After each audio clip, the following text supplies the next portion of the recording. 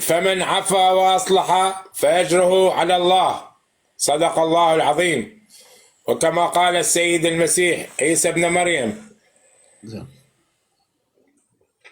من ضربك على خدك اليمين فاعرض له الآخر. نظرا لموقف المتهمين والعالم الذين طعنوا في البسطية، فقررت قيادة وزعامة البسطية بالإعفاء عفوا شاملا وكليا ونهائيا عن أي شخص خان البسطية أو غدر في البسطية أو طعن في البسطية، طعنا في السوشيال ميديا أو طعنا في أي مكان. فويل للذين نافقوا.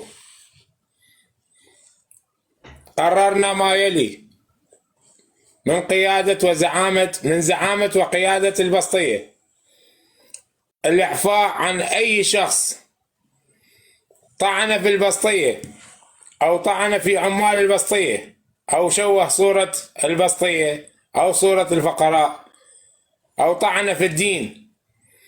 الإعفاء عنهم إعفاء نهائي وكلي. وشكرا زعيم.